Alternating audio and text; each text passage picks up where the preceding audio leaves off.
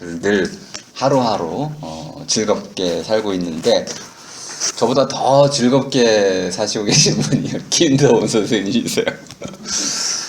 늘 잔잔하시고 또 이렇게 미소가 멋있으시고 이고 이제 전 놀랍게도 지나가는 학생들하고도 그렇게 아주 정중하게 인사를 하시더라고요. 제가 한번 놀랬던 거는 저는 여기 그 명신관 앞에서 한 제자인지 아무튼 뭐 제 수업을 들었던 학생이 저쪽에서 교수님 하고 뛰어오다가 거기 사람들이 많이 지나다니잖아요. 그래서 그냥 가까이 와서 인사를 할 줄 알았어요. 근데 좋다고 그냥 덥석 끌어안는 바람에 이거 허그를 해줘야 되는 건지 좀 난감할 때가 있었어요. 그때 제가 김도훈 미리 좀 알아뵀더라면은 먼저 정중히 인사해가지고 학생을 좀 자제시켰을 텐데 참 배우는 바가 많습니다. 인격적으로 좀 품위가 있으시고 또 깊이가 있으시고 그래서 그리고 이 책은 전 잘 몰랐어요. 우리 김도훈 선생님이 어느 날 갔더니 책상 위에 이 책을 놔두시면서 명상을 하시더라고요. 참 좋은 책이니까 한번 읽어보라고 저한테 한번 권해주셨어요. 당장 사가지고 읽기 시작을 했는데 책이 참 마음에 들었습니다. 일단 쉬워서 아까 우리 용산구청 센터장님께서는 책을 읽느라고 쥐가 났다고 그러셨는데 저는 참 책이 쉬웠습니다. 쉬웠고 또 흥미진진했어요. 이렇게 대화가 가능한 방식으로 책을 좀 썼습니다. 그리고 오늘날 우리가 추구하는 이런 다양한 지식 체계들, 학문과 학문의 이 벽을 넘나드는 방식으로 글을 썼기 때문에 물론 많은 경우에 당연히 넘나들다 보면은 문제가 생깁니다. 그리고 좀 젊어요. 우리 유발 하라리가 좋은 가문 출신이고 또 자긍심도 있고 영국에서도 공부하고 뭐 프랑스도 다니고 그러다 보니까 상당한 자부심, 자만심 이런 것도 좀 있었던 것 같고 특히 역사학을 하신 분들이 제가 책을 읽어가는 방식을 좀 소개해 드리는 겁니다. 역사학을 하신 분들이 대개 모든 것을 승패 관점에서 이기고 지는 관점에서 해석하는 경향이 있습니다. 꼭 그렇다는 건 아니지만은 일반적으로 역사를 전공하시는 분들은 이기고 지는 승리자의 관점을 좀 정당화하고 패배자는 당연히 패배할 수밖에 없었다. 운명론적 시각은 아니지만은 상당히 밑바탕에 이런 결정론적 시각이 좀 깔려 있습니다. 하라리도 그 점을 좀 많이 밑에 깔고 있어가지고 사실 이런 인문학 책을 읽을 때는 좀 위험할 수도 있습니다. 그래서 그 위험 요소들을 좀 제가 짚어가면서 이 책의 장점과 단점 그리고 우리가 어떻게 이런 종류의 책을 앞으로 또 써 나갈 수 있는지 이런 요소들까지 한번 설명을 드려보겠습니다. 제 성격상 이 한 번 읽은 책을 두 번 읽는 것은 엄청 힘들어요. 시간이 너무 아깝잖아요. 이미 다 읽은 책을 다시 꺼내가지고 논문 쓸 것도 아닌데 강의를 위해서 가물거리는 기억을 다시 되살려서 이렇게 다시 읽는다는 게 생각보다 쉽지는 않습니다. 시간 문제 때문에 그런데요. 새로운 책을 읽을 시간이 사라지는 거죠. 책 읽기를 좋아하는 사람 입장에서는 좀 고달픈 과정입니다.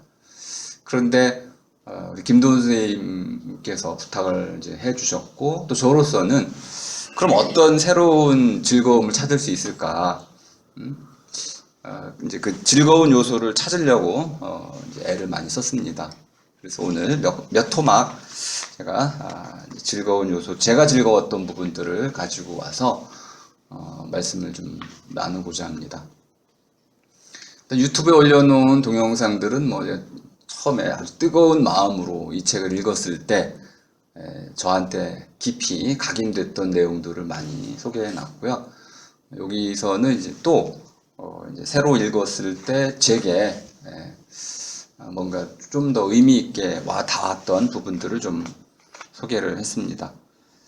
1부, 2부에 대해서 먼저 강의를 해달라 하셔가지고 3부, 4부는 이제 제외를 했고요. 1부, 2부. 저는 이 책은 가장 좋은 부분은 4부 과학혁명이라고 생각을 합니다. 이제 4부의 한 낱말을 꼽으라고 한다면은 이그노라무스라는 우리라는 주어를 활용해서 우리는 모른다. 라틴어를 좀 아시는 분들은 동사 안에 주어가 들어가 있어서요. 이그노라무스 하면은 동사처럼 느껴지지만 그 안에 주어가 들어가 있고 그 주어가 바로 우리로 표현이 되어 있습니다. 이 우리라는 개념은 과학자 집단 전체를 아우르는 개념입니다. 그리고 그 부분에서는 하라리의 통찰이 아마 가장 잘 드러나 있는 부분이 아닌가 생각을 합니다. 왜 과학이 오늘날 우리 시대에 하나의 그 혁신의 화두가 되었는지, 견인차가 되었는지, 과학과 기술이 왜 결합되었는지, 왜 과학이 종교를 누르고 시대의 담론을 선도하는 헤게모니를 주게 되었는지, 그것을 뭐 지식에 대한 추구, 탐구, 증명 이런 노력 이런 데 찾지 않고 과학자 집단 전체가 함께 모여가지고 모름을 고백했다는. 그런데 이 모름에 대한 고백은 프로페서란 말이 이미 들어가 있습니다.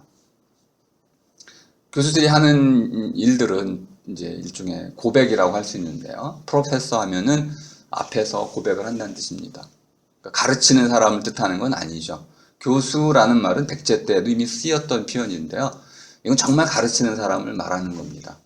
그리고 일종의 직위였어요. 아주 높은 직위, 박사보다 좀 아래였던 이제 교수, 조교 이런 직위들이 다 있었는데 가장 높은 직위는 이제 박사였습니다. 저는 저를 이제 부교수라고 부르지 않고 사회박사라고 부릅니다.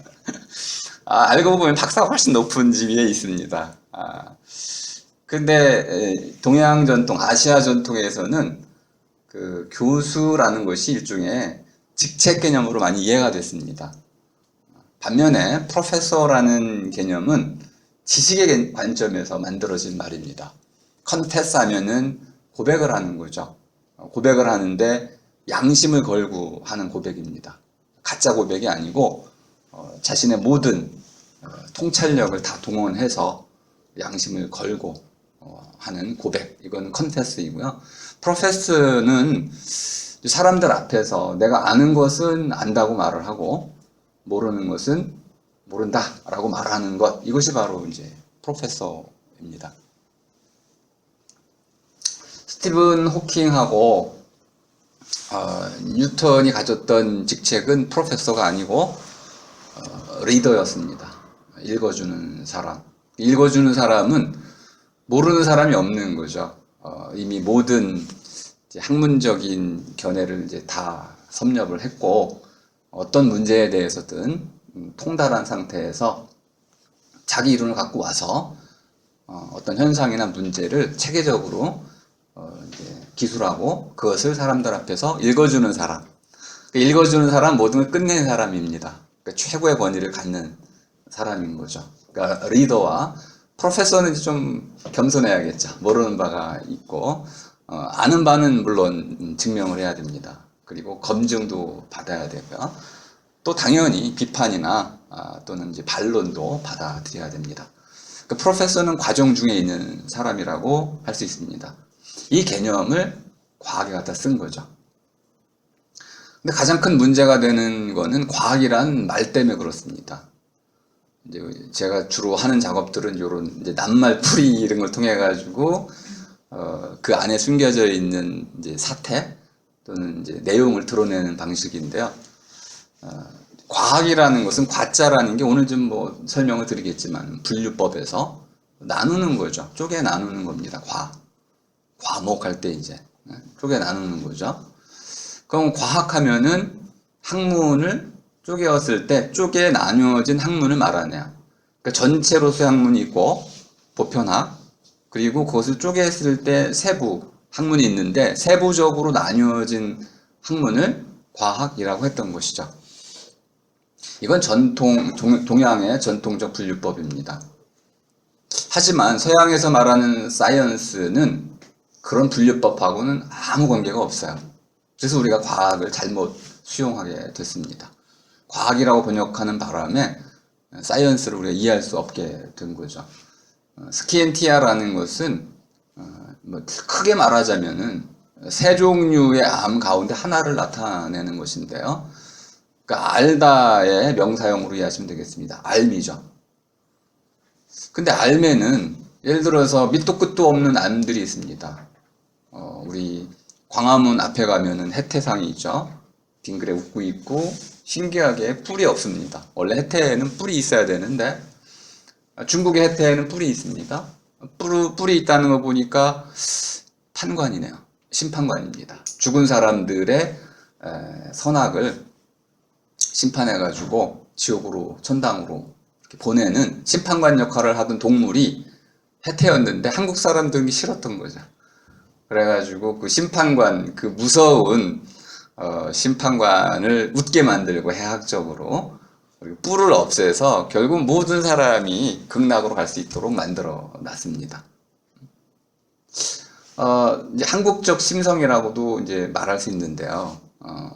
요런 해태에 관한 이야기, 용에 관한 이야기, 또 아름다움에 관한 이야기, 올바름의 수많은 추상적인 것들에 관한 이야기들, 이런 것들은 한편에서는 좀 밑도 끝도 없는 이야기입니다. 밑이라는 것은 이제 시작되는 첫 자리를 말하는 거죠. 사람의 경우에 밑을 닦거라 그러면은 엉덩이 부분이 될 텐데, 앉아 있을 때 이제 그 아래를 얘기하는 것이고요. 서 있을 때는 당연히 발바닥 부분이 되겠습니다. 끝이라는 것은 이제 나아가는 방향에서 마지막 자리. 그러니까 밑이라는 것은 유래, 기롯돼 나오는 데서의 첫 자리가 밑이고요. 끝이라는 것은 나아가는 진행 방향에서의 마지막 자리가 끝이네요. 그러니까 밑 이전과 끝 이후에는 아무것도 없습니다. 그러니까 밑도 끝도 없다라는 것은 어디서 왔는지, 어디로 가는지 모른다, 이런 거죠. 근데 이 밑도 끝도 없는 이야기들이 우리에게 너무나 소중합니다. 신에 관한 이야기, 우주 발생에 관한 이야기, 엄마가 날 어떻게 낳았다는 둥, 이런 창조에 관한 이야기들이잖아요. 증명할 길이 없습니다. 어떻게 아메바가 생겼을까요? 수많은 가설들을 제시할 수 있지만 잘 들어보면 밑도 끝도 정확히 알 수는 없습니다. 시바시나 얘기도 마찬가지고요. 블랙홀 이론도 좀 그런 밑도 끝도 없는 부분이 있습니다. 빅뱅 이론도 좀 그런 부분들이 있고요. 완벽히 설명될 수는 없기 때문에 그런데요. 그럼에도 불구하고 우리는 그런 것들을 아주 가치 있는 설명 틀로 받아들입니다. 왜? 밑과 끝을 아는 것은 우리 삶에 아주 절대적으로 중요한 요소이기 때문에 그런 것이죠. 그러니까 밑과 끝에 관해서 상상적으로 아는 것, 이걸 미토스라고 합니다. 신화. 우리가 신화라고 번역하는 바람에 또 잘못 이제 설명이 번역이 됐습니다. 원래 신화는 없던 말이죠. 일본 사람들이 이제 미토스를 신화라고 번역을 하면서 신에 관한 이야기라고 번역이 됐습니다. 미토스는 신에 관한 이야기가 아닙니다. 그러니까 밑과 끝에 관한 이야기죠. 우리가 다다를 수 없는 비밀에 관한 이야기, 이것이 바로 미토스입니다. 지금도 그런 미토스들이 계속 생산이 되고 있죠. 두 번째는 이제 로고스라고 할 수 있는데요. 밑도 끝도 없는 이야기는 들어봤자 남는 게 없어요. 그래서 뭔가 증명하고 싶어 합니다. 정확히 알고 싶어 하는 것이죠. 아는 것 가운데 검증 가능하고 재현 가능하고 올바른 암, 요걸 이제 우리가 로고스라고 할 수 있습니다. 증명 가능한 이야기죠. 과학이 담당하는 역할입니다. 그러니까 암 가운데 증명된 암, 이런 것이 바로 사이언스입니다. 사이언스는 학문 개념이 아니고 알의 종류 가운데 이렇게 정확히 검증 가능한, 증명된 체계적인 그런 알을 사이언스라고 말한다. 핵심은 시스템입니다. 체계. 그 체계가 없는 알은 사이언스라고 부를 수가 없는 것이죠. 세 번째는 이제 히스토리야, 히스토리라고 할 수 있는데요. 우리 역사라고 번역을 하나요? 이 역사는 이제 사자라는 것이 가운데 중자에다가 이렇게 이제 걸어가는 모양을 이제 나타내는 것이죠. 그러니까 어떤 사건들이 있을 때, 사건들의 계열, 연속이 있을 때 거기에서 핵심이 되는 그 사건들을 꿰뚫는 하나의 어떤 가지, 줄기, 이거 관통하는 어떤 것을 쭉 적어가는 이야기. 이것이 바로 역사입니다. 밟아 나가는 이야기네요. 요 히스토리아는 주로 주인공을 따라 이야기가 펼쳐집니다. 그러니까 주인공은 태어나서 죽죠. 어떤 사건들을 펼칩니다. 사건 안에는 공간, 시간, 다른 사람들 등등이 함께 이제 어우러져 있기 마련인 것이죠. 그러니까 역사라는 개념 속에 가장 중요한 것은 어떤 주인공이 태어나서 죽었다는 겁니다. 그리고 이것은 행위를 주로 기술하는 거죠. 사람의 삶에 관한 이야기, 이런 것이 역사인 거죠. 그러니까 시경, 이런 거, 역경, 이런 것들을 우리가 읽지 않는다면, 시경은 사람들의 슬픔, 기쁨, 감정을 노래하는 그런 책이고, 역경 같은 경우는 사람들의 운명, 이런 것들을 써놓는 것이고, 또 사서, 이런 것들은 인간의 이런 구체적인 삶을 이야기하는 것들이기 때문에, 이런 걸 모르고는 도대체 삶을 제대로 말할 수 없는 거죠. 이런 이제 과학이라는 측면에서 하라리가 이제 접근을 잘 했었는데, 놀랍게도 갑자기 우리는 모른다가 과학이 성공한 절대적인 요인이라고 분석을 했습니다. 깜짝 놀랐죠. 그리고 아주 감탄을 했습니다. 왜 그럴까요? 왜 과학이 우리는 모른다라는 것을 공개적으로 인정함으로써 이런 발전을 이루게 됐을까요? 우리 이제 싱가포르 같은 데서도 중국, 일본은 이제 완전히 바뀌어 버렸는데, 대만, 이런데 한국, 이 세 개 나라들, 동아시아, 동북아시아 중심으로 한 이 세 개 나라들이 주로 교육 현장에서 겪는 가장 큰 어려움은 뭐냐면, 선생님들이 질문하는 것을 꺼린다는 겁니다. 그럼 왜 꺼리냐면, 학생들이 질문하면 선생님은 자기 모르는 것을 고백을 해야 됩니다. 프로페서가 되면 되는데, 난 모른다 하면 되는데, 그 모른다에 대한 고백을 마치 자기의 무능력을 이제 시인하는 이런 과정으로 이해를 하고, 심지어는 학생이 자기를 무시한다, 존중하지 않는다, 존경심이 없다, 이렇게 좀 모욕의 결과로 받아들이게 됩니다. 그러다 보니까 많은 선생님들이 암묵적으로 묻는 거에 대해서 좀 강압적인 이런 재질을 가하는, 뭐 시간이 없다든지 중요하지 않다든지 신적 권위를 끌고 들어오는 거죠. 우리 뭐 파우스트, 또 돈지오반니 이런 데 보면 왜 악마랑 그 위대한 학자들이, 예술가들이 왜 악마랑 지식에 관한 거래를 하는 걸까요? 아주 공통된 점이 하나 있는데, 악마는 우리가 원하는 것을 알려줍니다. 악마는 우리가 하고 싶어 하는 것을 하게 해줘요. 글쎄, 이게 지나친 예가 될 수도 있는데, 뭐 살인을 하고 싶다. 악마는 부추깁니다. 방법을 알려주고 힘을 주고 용기를 주죠.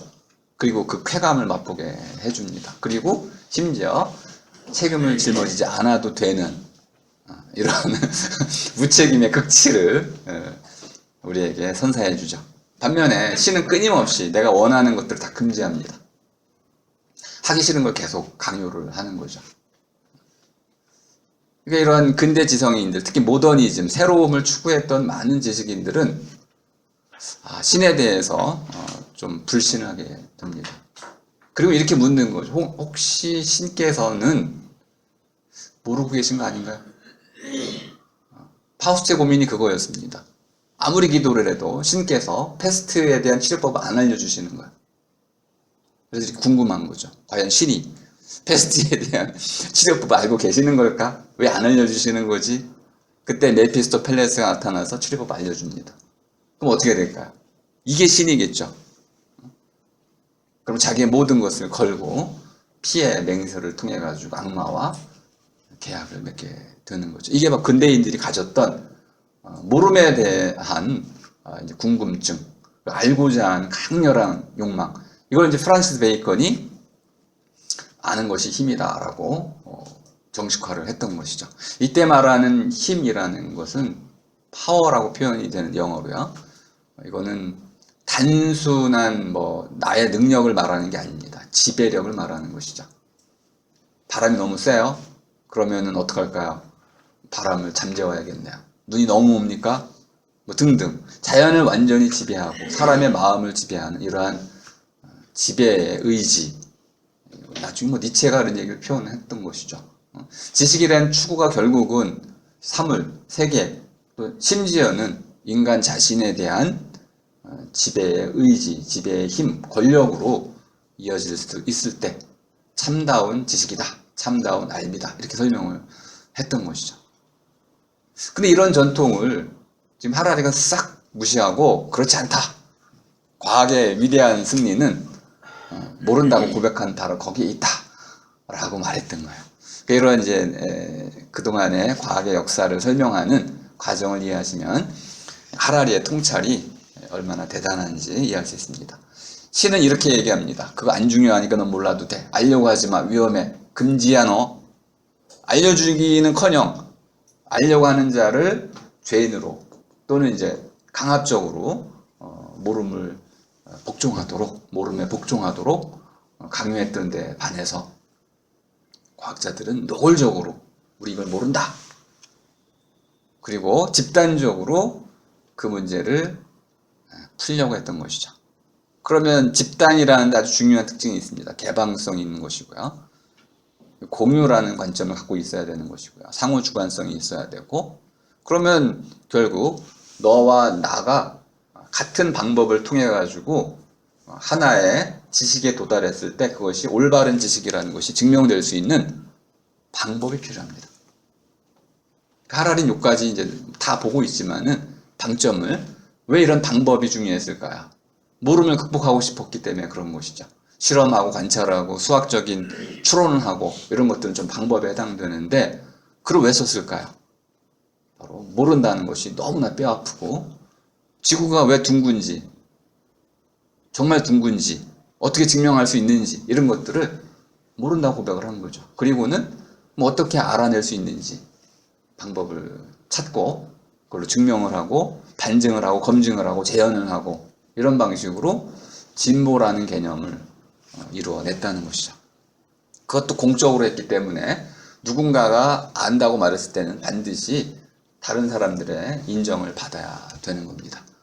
그 진리를 어떤 한 사람이, 한 집단이 소유할 수가 없게 된 거죠. 진리는 모두의 것이 됐고 진리는 언제든 반박되거나 비판되거나 또는 반론이 될 수 있는 과정 중에 있는 하나의 사건이 됐습니다. 이제 진리는 절대성을 잃어버렸죠. 하지만 그것이 바로 과학의 결정적인 발전 근거였다. 이렇게 하라리가 설명해주고 있는 겁니다. 그리고 이 책이 전체적으로 보자면은 혁명을 강조하고 있어요. 혁명이란 말은 레볼루션이라는 것은 볼케이노란 말 아시면 쉽게 이해가 됩니다. 화산이 폭발하는 거죠. 이볼루션. 그러면 진화도 마찬가지네요. 어떤 것이 내재되어 있던 것, 씨앗 상태로 있던 것이 이렇게 자라나가지고 싹트고 자라나가지고 퍼져나가는 거, 자라나는 거, 발전해 나가는 거 이게 우리가 진화라고 설명을 했지만은 이 개념은 적절치 않습니다. 진화라는 개념은 그냥 나아간다는 뜻이죠. 나아가면서 바뀌어간다는 뜻이야. 진화는. 이볼루션은 그렇지 않습니다. 내재되어 있는 가능성을 안에 갖고 있어야 돼요. DNA가 됐든 물질적인 근본 입자가 됐든 구조가 됐든 어떤 아직 잠재되어 있는 디나미스라고도 표현하고 하는 이런 잠재되어 있는 어떤 가능성이 내재되어 있어야 되고 이것이 발현돼 나가는 과정을 말하는 겁니다. 다만 환경에 따라서 이렇게도 발현되고 저렇게도 발현되고 또 복잡계로 들어가면 남자가 여자를 만나면 사랑을 해서 이상하게 아이를 낳죠. 이건 전혀 예상치 못한 방식으로도 퍼져나가는 겁니다. 하지만 이러한 과정 전체는 그 낱낱의 요소들 안에 원소 엘레멘트라고 하는 그 원소들 안에 가능성으로는 다 들어와 있어야 되는 거죠.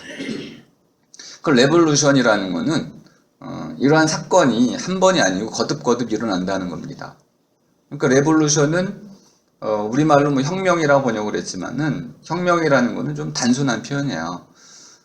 왕의 허리띠를 왕 명령권자를 바꿔치게 하는 거, 바꾸는 거, 이것이 혁명이죠. 왕조가 바뀌는 거. 그러면 이례적 사건으로 보통 설명이 됩니다.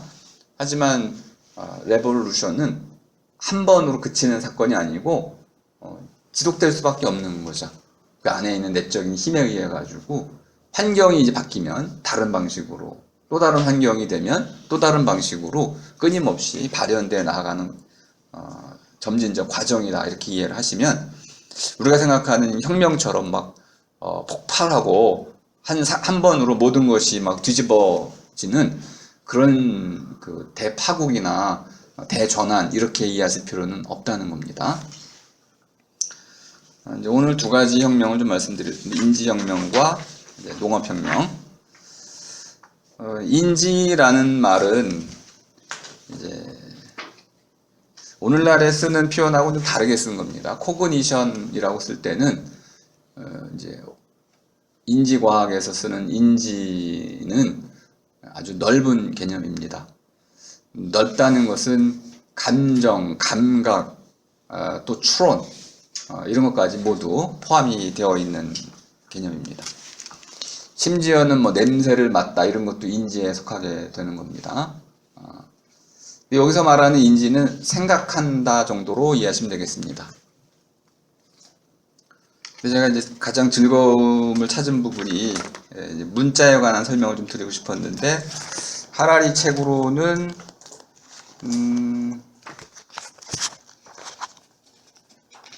뭐 어디쯤 나오죠?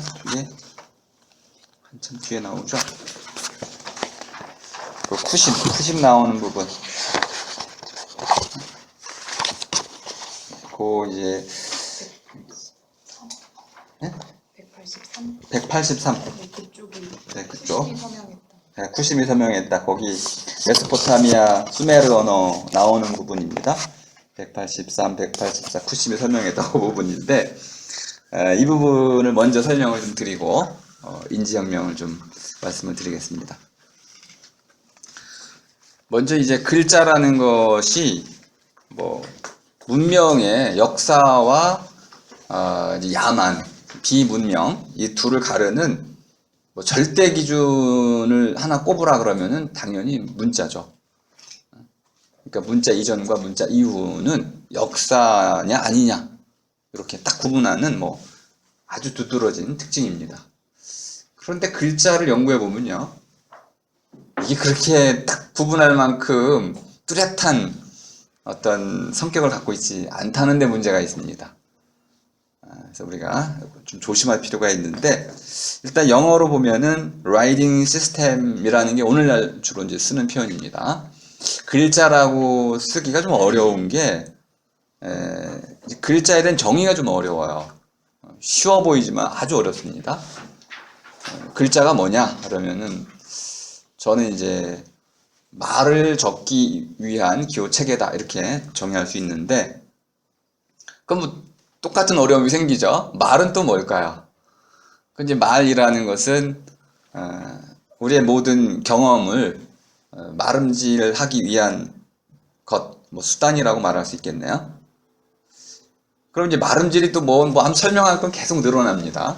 어떻게 정의를 내리든 끊임없이 설명할 것이 늘어나는데, 그래서 결국 글자 하나를 정의하는 것은 상상을 초월하는 인내심이 필요합니다.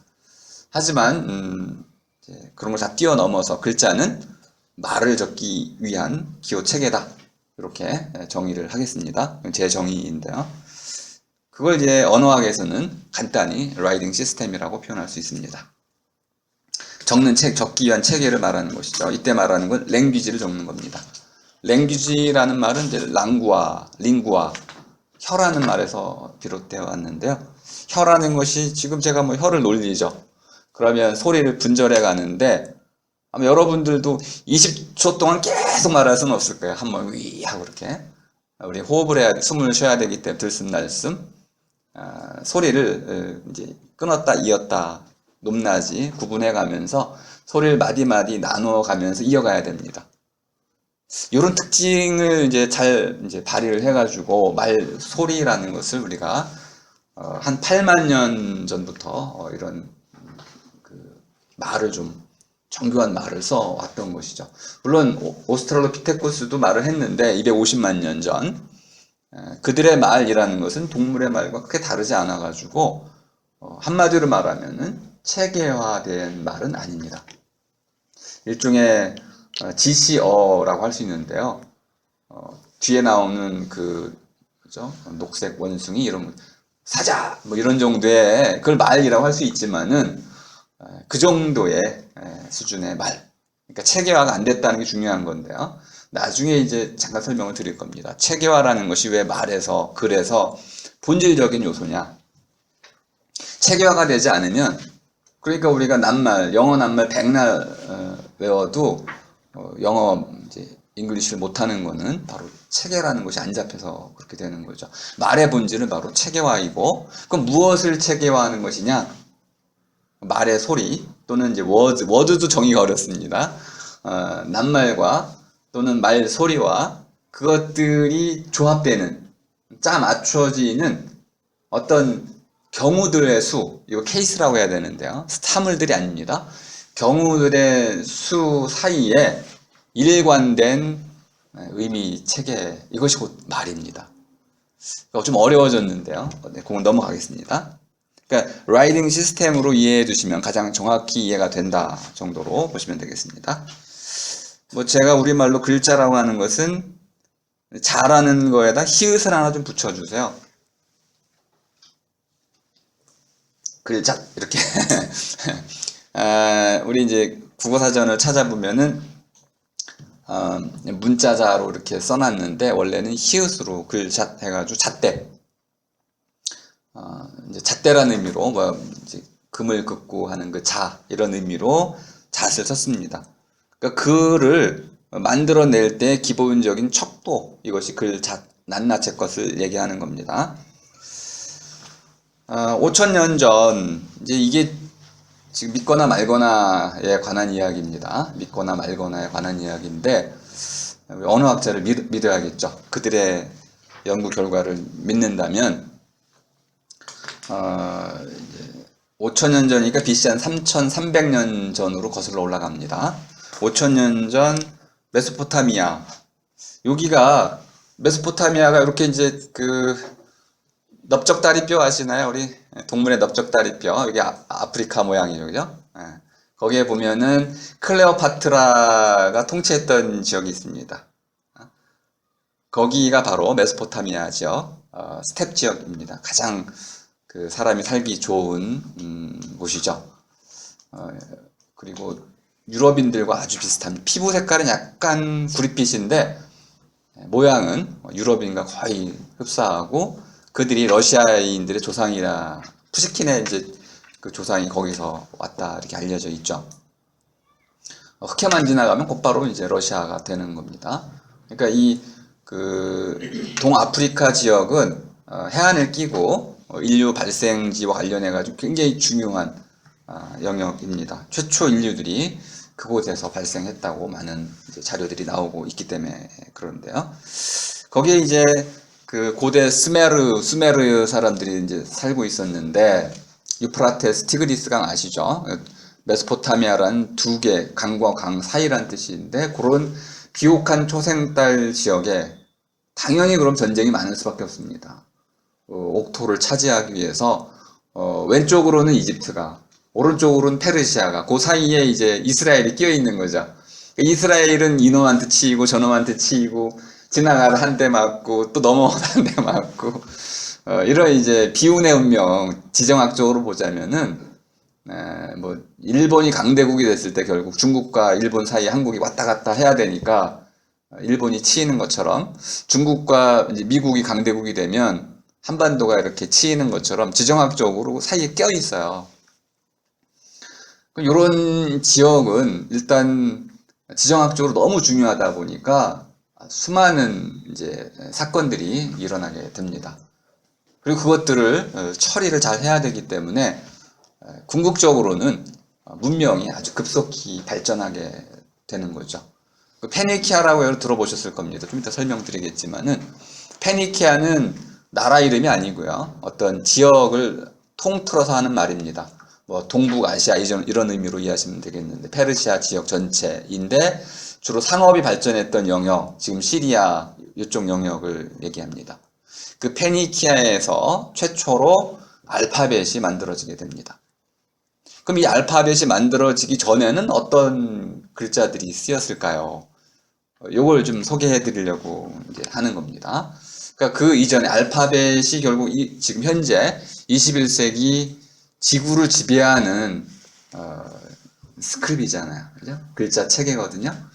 그러면 이러한 글자 체계가 어디서부터 유래됐는지를 이해하는 것은 우리 지구, 인류의 문명을 이해하는데 상당히 중요합니다. 왜 그 하라리가 사피엔스를 시작하면서 이런 생각한다 또는 이제 문자 이런 얘기들을 하는지 분명히 알 수 있습니다. 이것이 없으면 문명은 아예 없는 것이죠. 모든 문명의 시발점은 문자에 있는 겁니다. 근데 요 수메르의 문자를 우리가 서령 문자라고 하는데 이 서령 설자를 이해하시는 분이 많지 않을 겁니다. 설이라는 것은 문지방이라는 뜻입니다. 문지방. 문지방에다가 문을 걸죠. 기둥. 그런데 그 기둥이라는 뜻도 있고 쐐기라는 뜻도 있습니다. 쐐기. 쐐기는 뭐 가장 많이 쓰였던 거는 그 돌멩이 큰 바위를 이렇게 쪼갤 때 쪼개기 위해서 그 바위 틈 사이에다가 꼬챙이 같은 거를 이렇게 끼워 넣어가지고 벌려서 서로 맞붙어 있는 것을 쪼갤 때 쓰는 게 쐐기고요. 또는 이제 서로 이렇게 맞물려 있는데 사이가 떴어요. 그러면 움직이니까 그 사이를 메우기 위해서 이렇게 그 아래쪽이 더 얇게 홈을 파가지고 집어 박아 넣는 거. 쐐기를 박으면 이렇게 들떠있던 게 딱 달라붙게 되죠. 쐐기를 친다, 쐐기를 박는다 이렇게 쓰는 건데요. 쐐기는 그러니까 한쪽이 다른 쪽보다 더 얇아, 가늘어야 됩니다. 한쪽은 두껍고 한쪽은 얇아야 되는 거죠. 그러니까 쐐기골은 결국은 모양이 세모 모양으로 이렇게 이루어진다는 걸 알 수 있습니다. 이런 형태로 쐐기골 모양으로 이루어진 글자다 해서 이제 cuneiform script, 쐐기골 글자라고 제가 사진을 좀 붙여놨는데요. 뭐 다 쐐기골은 아니죠, 그죠? 뭐 물고기 모양도 있고 또 무슨 나무 모양도 있고 여러 가지 모양도 있고 뭐 둥근 모양도 있고 여러 가지가 있는데 기본적으로는 이제 쐐기골이라는 것을 바탕으로 해서 이루어지기 때문에 이렇게 있습니다. 점토판에 새겼는데요. 최초의 글자들은 주로 뭐 나뭇잎에, 동남아시아 같은 경우는 나뭇잎에도 많이 새겼습니다. 나뭇잎, 그건 뭐 썩죠 금방. 그래서 별로 기록 가치가 좀 없다고 할 수 있고요. 또는 이제 우리 중국으로 오면은 갑골문 같은 경우에는 뭐 넓적다리뼈 또는 이제 그 거북이 등딱지 이런 뼈에다가 좀 새겨 놓고요. 아무래도 좀 보존성이 높다고 할 수 있습니다. 그 뒤에는 뭐 물론 쇠에도 새겨 놓고 파피루스, 이집트 이제 파피루스가 이제 발명이 되면서는 파피루스는 식물 이름인데 파피루스, 비블로스, 바이블 이렇게 이어지는, 그러니까 원래는 재료죠, 그죠? 서양식 이름법, 이름을 짓는 법 가운데 가장 대표적인 것은 그것을 이루고 있는 재료를 가지고 이름을 붙이는 경우가 많습니다. 예를 들어서 인간을 정의 내리는 호모라는 표현은요, 후무스, 흙으로 된 이런 뜻입니다. 흙으로 빚어진 것. 흙이라는 것을 가지고 사람의 이름을 삼았네요. 중국어의 한자인 경우 사람 인자는 두 사람이 서 있는 모습 또는 이제 한 사람의 모습, 사람의 모습을 보고 글자를 만들었습니다. 다음에 man이라는 영어는 man이라는 것은 animal이라는 말 속에 들어있는 생명력, 뭐 살아있다라는 개념으로 만들어진 것이고 후대에 만들어졌다는 걸 알 수 있습니다. 우리말 사람도 결국 살다에서 왔기 때문에 아주 후대에 만들어졌다는 것을 알 수 있습니다. 이렇게 이제 어떤 그것이 만들어진 재료, 파피루스, 왜 우리가 성경이라고 번역을 하나요? 그냥 그거는 사물 재료 이름이기 때문에 바이블 하면은 그냥 비블로스 이렇게 사실 번역을 했어야 되죠. 아니 그 책의 대명사가 됐고 그럼 책이라고 번역을 했어야 되는데 우리 전통으로 들어오면은 책에 뭐 여러 가지 종류가 있지만 가장 권위가 있는 진리를 담아놓은 성인의 말씀을 담아놓은 책을 경이라고 불렀어요. 그러니까 그냥 단순히 책이라고 할 수가 없는 거죠. 그래서 경이라고 붙였는데 그 홀이란 말을 더 붙여가지고 성스러운 경이다, 성경 이렇게 했던 것이죠. 그러니까 의역을 해도 너무 의역을 한 거죠. 그냥 파피루스 풀뿌리 풀 가지고 이름 붙여놨는데 이건 뭐 완전히 중의역에 3역에 5역을 해가지고 엄청나게 두껍게 덧칠을 해서 번역을 했습니다. 굉장히 중요한 얘기인데요. 필기구 역사를 보면 우리가 지금 타이핑을 하잖아요. 필기구가 없어졌어요. 사실은 이 키보드가 필기구인 거죠. 이런 필기구, 볼펜, 뭐 붓 이런 것들 다 사라지고 이제는 뭐 허공에 써도 되겠죠, 이렇게 그죠? 이제는 필기구가 사라진 몸 자체가 필기구거나 앞으로 이제 지금 이런 것도 생각하면 그대로 글자로 바뀌는 그럼 생각이 필기구가 되기도 하는 AI 자체가 이제 필기구로 발전하는 이런 디지털 혁명이 일어나고 있는 것인데 이 하나의 필기구가 바뀌는 것이 사실은 이런 인지 구조 전체와 관련해서 혁명적 사건입니다. 그러니까 이런 파피루스가 나왔다는 것은 전대미문의 사건이었던 거야. 단순한 사건이 아닙니다. 인류 역사를 완전히 바꿔놓을 만큼 컴퓨터와 같은 그런 사건이었습니다. 근데 그 전에는 식물을 이용하는 법을 이게 복잡하거든요. 이걸 쪄가지고 그늘에 말려가지고 다시 이제 지그재그로 엮어가지고 복잡한 과정을 엄청나게 비싼 거였죠. 양피지 그 뒤에 양피지는 더 비쌉니다. 양의 껍질을 갖다가 가죽으로 해야 되니까 과정이 얇게 뭐 아무 과정이 있잖아요, 그죠? 복잡한 과정이 있어서 양피지 같은 경우는 집 한 채 값입니다. 그러니까 뭐 오늘날처럼 공부를 할 수가 있겠어요. 하지만 점토라는 겁니다. 여기는 점토. 메소포타미아 지역은 중에 이제 그 진흙으로 이루어진 그런 평야를 갖고 있습니다. 당연히 비옥한 지역이었고요. 농사가 잘 됐고 이런 진흙 또는 찰흙 이런 것들이 많았기 때문에 그런 것들을 잘 반죽을 해서 네모난 모양으로 한 뒤에 자 이제 한번 그 한쪽을 넘겨 보시면 제가 글자 꼴 다른 건 넘어가겠습니다. 물표라는 걸 한번 잠깐 보시죠. 물표. 거기 보면은 물표란 말 자체는 잘 모르실 수도 있는데요. 물건을 이제 보냈다 또는 받았다 뭐 이런 사실을 확인해주는 증표. 우리말로 이제 부절이라고도 썼었는데요. 어음 같은 겁니다. 이거를 이제 다양한 형태를 갖춘 이런 뭐 돌멩이로도 쓰고 또는 이제 이런 찰흙으로도 쓰고 나무로도 만들고 해서 다양한 재료는 여러 가지였는 쓸 수 있는 재료를 다 활용을 했습니다. 거기에다가 이렇게 그 가는 막대기로 무늬를 새겼어요. 그리고는 그 무늬에 따라 가지고 양이냐 나무냐 개냐 여자도 사고 팔았다는 걸 알 수 있네요. 뭐 기름이야 이런 것들을 주고 받으면서 나중에는 이제 그 물물 교환 수준이 아니고 이것만 가져가서 서로 교환을 하는 시대가 있었네요. 그러니까 문자가 아직 없던 시대입니다. 문자는 없었지만 인류가 이제 그 잉여라고 하는 이런 좀 남는 물건들 서로 교환하는 방식을 개발을 했고 우리 중국에서는 산가지들을 많이 활용했습니다. 산가지나 또는 이제 그 캘쿨러스 할 때 조약돌 이런 것들을 많이 활용해가지고 뭐 이것만 아니고 다양한 방식으로 우리가 이제 물물 교환을 했던 것을 알 수 있습니다. 자, 물표가 발견된 지역을 쭉 보시면 아주 광범위하다는 걸 알 수 있습니다. 그리고 이제 수메르가 가장 번성할 때는 이렇게 많은 넓은 지역과 교류를 했다는 걸 알 수 있습니다.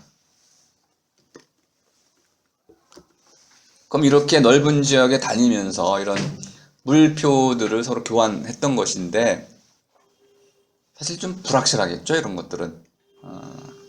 그런데 이것들이 이제 가장 문제가 되는 보관의 문제가 생겼었습니다.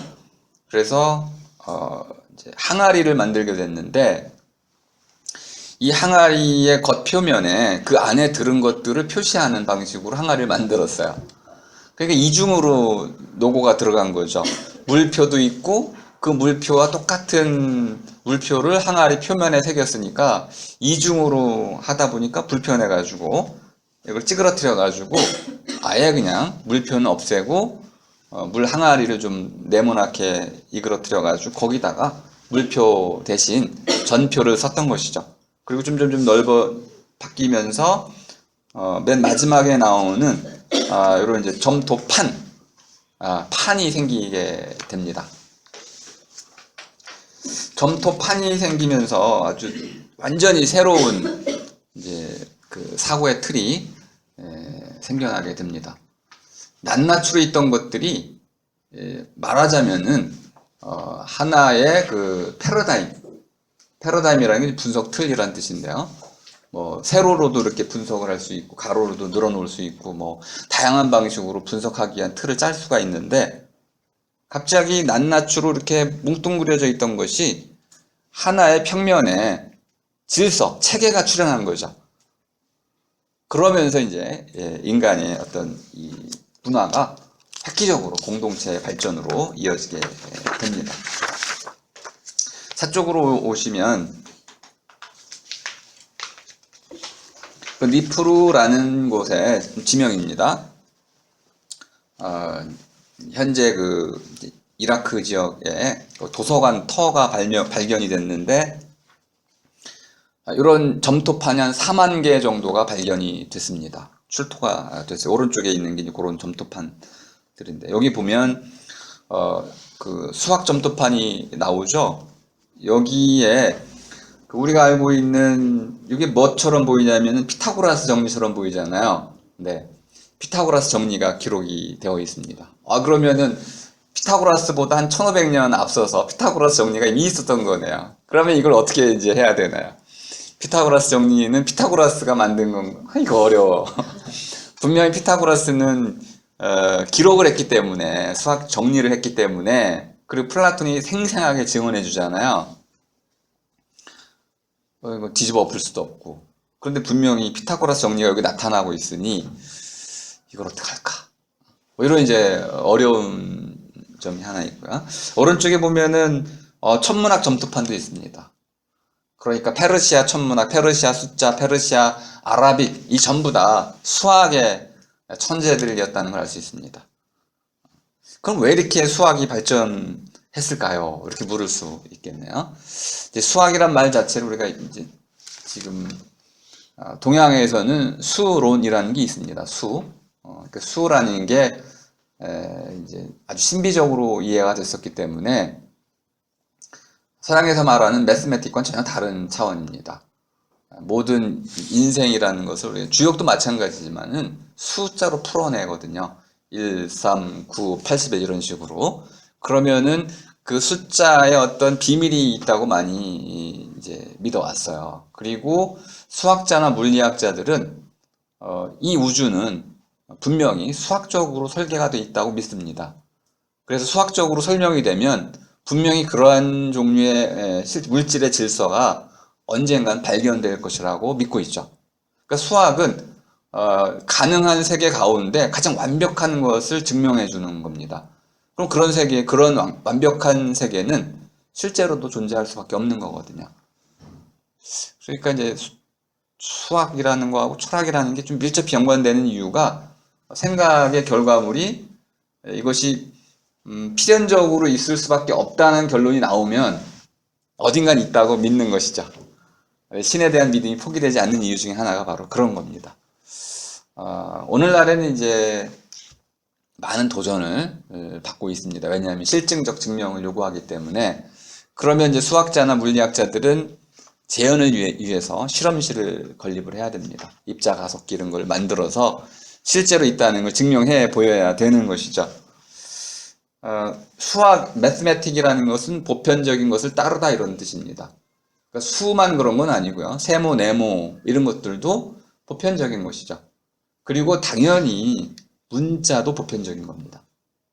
물론 문자는 수만큼 보편적이진 않아요.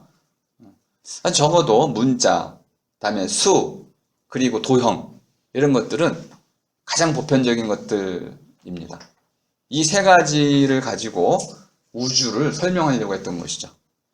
그리고 그것을 이제 우주를 설명한다면 그것은 곧 신이 창조한 질서를 이해하는 것이다. 신에게 가까이 다가가는 것이다. 이렇게 믿어서 물론 이제 여러 가지 실질적 필요도 있었습니다. 예를 들어서 밤하늘의 별자리 이거는 낮에는 우리가 방향을 잡을 수가 없습니다. 해 때문에 사막 같은 데는 더 그렇죠. 바다도 마찬가지고 밤하늘의 별자리를 정확히 관측을 함으로써 방향을 찾아낼 수가 있는 거죠. 이런 건 전부 다 삼각도법에 관한 것입니다. 그러니까 수학이 발전하지 않고는 측량할 수도 없고 측량해봤자 방향을 잡을 수도 없는 것이죠. 그러니까 수, 도형 이런 것들이 발달한 것은 그들이 아주 초기부터 이런 많은 교역과 심지어는 인도네시아까지 항로를 개척하는 이런 개척적 정신이 있었기 때문에 바로 이런 수학의 뒷받침이 필요했던 것이죠. 이해가 됩니다, 이렇게. 그리고 이제 우리 하라리가 뭐 쿠심에 대해서 굉장히 감탄하면서 소개를 해주고 있는데 그걸 한번 잠깐 소개를 하겠습니다. 쿠심 점토파는 사실은 제품을 설명하는 거였습니다. 좀 이상하죠, 그죠? 보리라는 제품을 설명하는 거였는데요. 보리의 수량을 나타내는 거였습니다. 하라리는 좀 잘못 해석을 했는데요. 수량을 나타내는 겁니다. 수량이 13만 5천 리터다 이렇게. 그리고 제품명은 이제 보리, 뭐 양으로 바뀔 수도 물론 있죠. 양, 뭐 개 다 사람도 될 수 있는 것이고. 여기서 이제 보리, 그러니까 수하는 거, 수사물. 다음에 이제 우리 수메르는 1년을 365일로 계산한, 그리고 하루 24시간, 다음에 1시간을 60분, 60분을 60초로 이렇게 계산한 우리가 지금 쓰고 있는 그대로를 가지고 역법을 태음력인데요. 이걸 만들었던 그런 문명, 고도의 문명을 갖고 있었습니다. 그러니까 이러한 회계 기간이라고 한 37개월이란 이런 것들은 아주 뭐 손쉽게 표현이 됐던 것이죠. 근데 마지막까지 해독이 안 됐던 게 바로 쿠심이라는 사람 이름입니다. 낱낱 두 글자는 모두 발음은 알고 있었어요. 쿠심이다. 근데 도대체 이 쿠심이 뭘 의미하는지는 해석을 못했습니다. 그러다가 이 쿠심이라는 것은 사람의 이름을 소리 나는 대로 적은 것이다. 그러면 이제 보리하고는 전혀 다른 거네요. 보리를 적은 거하고 쿠심을 적은 거하고는 일대 혁명이 일어났습니다. 그림 글자로부터 소리 글자로 진화한 거죠. 그리고 이것이 동시에 쓰이고 있다는데 주목할 필요가 있습니다. 아직은 초창기였던 것이죠. 그러다 하나가 이제 더 발전하게 되는데요. 이제 레부스라는 걸 이해하시는지 모르겠는데 사물 수수께끼라고 그럽니다. 수수께끼 한 종류인데 사물을 가지고 그것이 뜻하는 것을 알아맞추는 수수께끼 놀이를 레부스라고 하는데요. 뭐 이런 거죠. 사자를 보여주고 숫자 4입니다. 그리고 이제 우리 길이를 잴 수 있는 자를 보여주면 뭐라고 읽을까요? 네, 사자가 되는 거죠. 라이언을 이렇게 표현하는 겁니다. 아무 관계가 없잖아요, 지금. 관계가 없습니다. 그런데 이거를 우리 모두가 이렇게 써버리면요, 갑자기 낱말이 탄생되는 겁니다. 그 뒤부터는 이제 복잡하게 뭐 사자를 그릴 필요가 없는 거죠. 아주 더 간단해지죠, 이제는. 그리고 나중에는 이제 알파벳으로 가면은 27개, 이렇게로 더 압축이 돼가지고, 요걸 이해하시면, 레부스라는 그 개념을 이해하시면은 알파벳 탄생을 쉽게 이해할 수 있습니다. 그러면 이제 현재 이런 인류가 탄생할 수 있었던 배경도 쉽게 설명이 되는 거죠. 좀 어려운 방식이 이제 카펫인데요. 자동차를 카라고 하고, 고양이를 왜 캣이라고 안 하고 펫이라고 했을까요? 이거 지 마음대로 하는 거죠, 뭐. 초기에는 어쩔 수가 없어요. 마구 생각나는 대로 만들어내서 카펫이 됐습니다. 이거 지금까지 얘기한 것을 간단히 정리를 해보겠습니다. 쐐기꼴 글자가 형성되는 과정인데, 맨 위에 새를 보시면 처음에는 이렇게 그 새를 반듯하게 그렸습니다. 그리다가 이거 점토판으로 새겨지면서 90도로 회전이 돼요. 그래가지고 옆으로 누이게 됩니다. 누이다가 이게 힘드니까 좀 축약이 돼요. 그리고는 쐐기를 가지고 찍다 보니까 쐐기꼴로 바뀌면서 이런 형태가 된 겁니다. 물고기, 당나귀, 뭐 숫소, 하늘 이런 식으로 전부 본디는 사물의 모양들을 본떠서 쓰던 것들을 쐐기라는 점토판이라는 새로운 매체가 등장하면서 글자 자체가 새롭게 변형이 되고 창조가 된 거죠. 그리고 아까 레부스라는 걸 통해 가지고 적는 방식 자체를 바꿀 수가 있었습니다. 완전히 혁명이 일어났습니다. 밑에는 뭐 좀 더 복잡한 것들이죠. 곡식이라든지 가수원 뭐 이런 거, 쟁기, 그다음에 뭐죠, 부메랑, 그다음에 다리 이런 것들, 발 이런 것들. 자, 한 장을 넘기면 이제 분류표로 하겠습니다. 뭐 질문이 있으시면 언제든 질문을 좀 해주세요. 여긴 다 아시는 내용이어가지고 간단히만 좀 설명을 하겠습니다. 류라는 개념은 동양에서는 굉장히 중요한 개념입니다. 여기다 이제 분류라고 쓰면서 클래시피케이션이란 말의 번역어로 쓰면서 류 개념이 하찮아졌어요. 류라는 것은 우리식으로 표현한다면은 깨닫는 겁니다. 깨닫고 그것을 이해해서 글로 나타내는 것까지가 류인 거죠. 헤아리다, 뭐 이런 의미가 바로 류입니다. 헤아리다 하니까 하나하나 나누어지지만 하나의 체계 속에서 그것이 전체적으로 무슨 의미인지를 의미 부여할 수 있는 것이 류이네요. 그러니까 류는 학문적인 관점에서 보자면은 범주화하는 겁니다. 사물을 분류, 체계로 만드는 것이죠. 그러니까 동철에서는 이 류라는 개념을 빼고는 말을 할 수가 없습니다.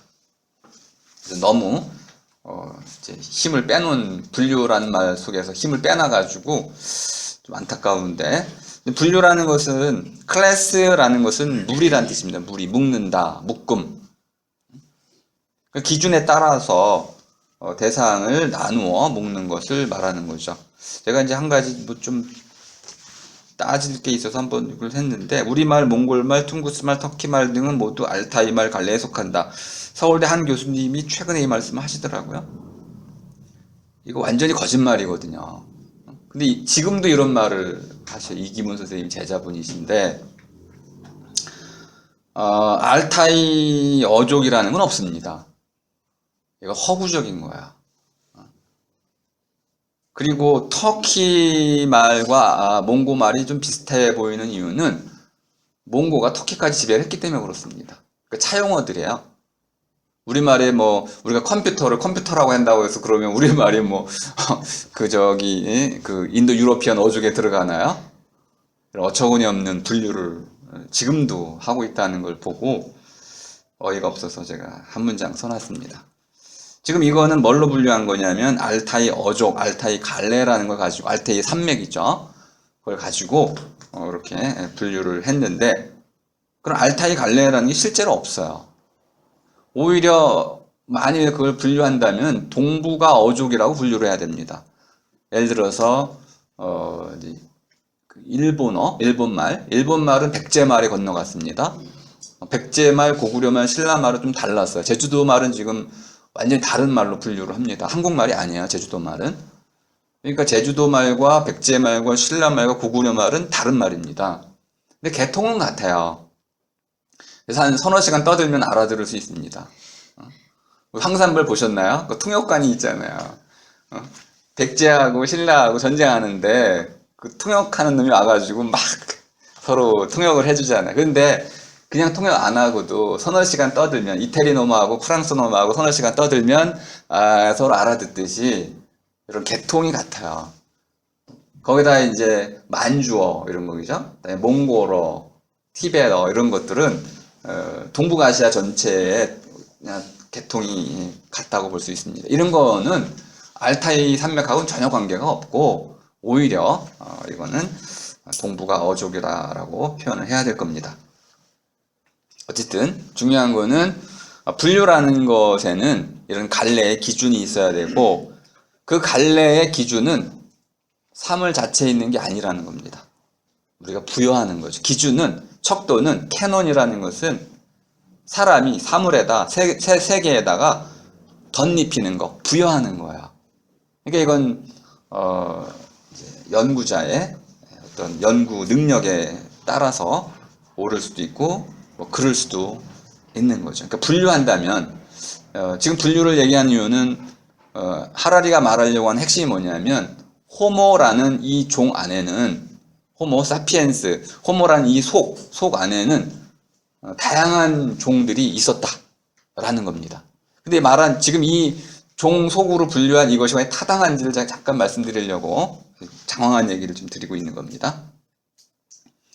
그다음에 종류라는 걸 잠깐 살펴보니까 종은 씨앗이란 뜻입니다. 씨앗이니까 뭐 싹 터가지고 자라겠네요.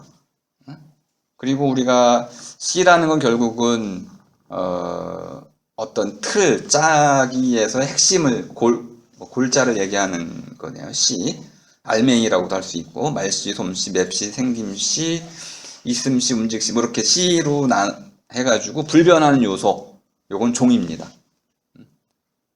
그리고 류라는 것은 원래는 이제 개를 나타내는 글자인데 개의 대명사는 뭐냐면 무리 짓는 거죠.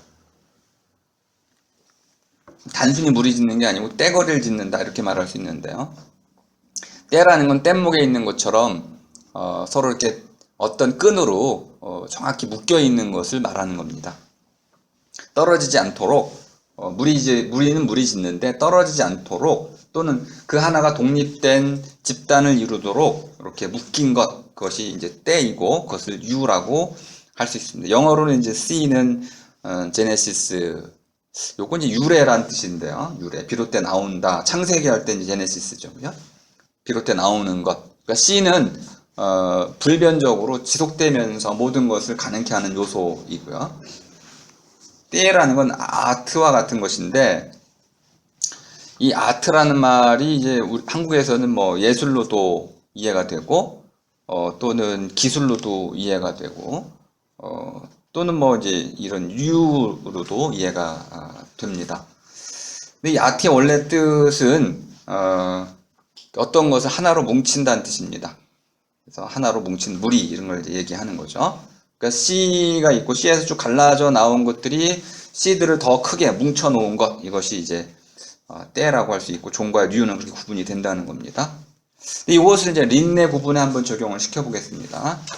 린네는 1700년대 사람이니까 18세기 사람이라는 걸 좀 염두에 두시고요.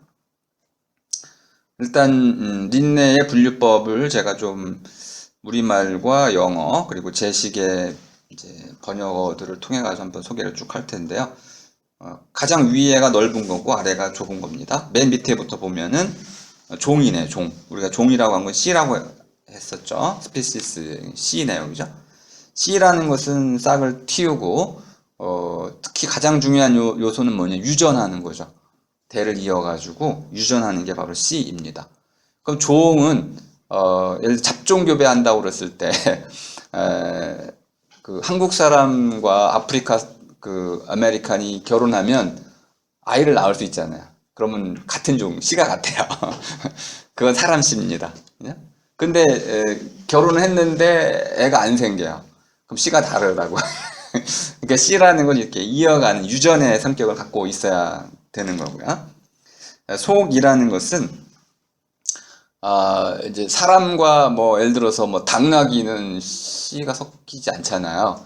그럼에도 불구하고 그들이 이제 같이 이렇게 묶일 수가 있죠.